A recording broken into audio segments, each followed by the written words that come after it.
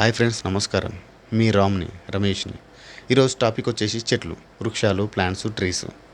So ఈ topic మనం ఈరోజు మాట్లాడడానికి కారణం ఏంటిదంటే, పూర్వం 50-60 సంవత్సరాల కిందట ఒక ఊరు ఉండేది. ఊర్లలో చెట్లు ఉండేది. ఆ చెట్ల మధ్యలో ఇల్లు ఉండేది. కానీ ఇప్పుడు ప్రస్తుతం సమయంలో ఊరున్నది, బిల్డింగ్లు ఉన్నాయి, ఆ మధ్యలో చెట్లు మాత్రం కనిపించడం లేదు. దానికి కారణం ఏంటిది? ఒక 100, 200, 300 గజాల స్థలంలో ఇల్లును కట్టడంలో తన యొక్క పాత్ర నైపుణ్యం చాలా చూపిస్తున్నాడు. కానీ ఆ ఇంట్లో మాత్రం 2, 3 చెట్లను, పండ్ల చెట్లను, పూల చెట్లను పెంచుకోవడంలో మాత్రం తెలివి తక్కువ వహిస్తున్నారు.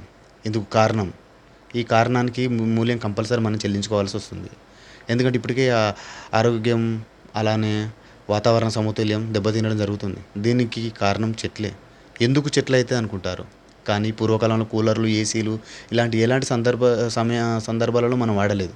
కానీ ఇప్పుడు ఏసీలు, కూలర్లు చాలా వరకు అన్నీ వాడుతున్నా కూడా మన ఆరోగ్యం దెబ్బతిన్నుతున్నది. అలానే మనకు వర్షాలు టైంకు, ఎండాకాలంలో ఎండలు, వర్షాకాలంలో చలి అనేది అన్నిట్లో సమతుల్యం అసలు దెబ్బతిని మన ఆరోగ్యాన్ని కూడా నాశనం చేస్తుంది.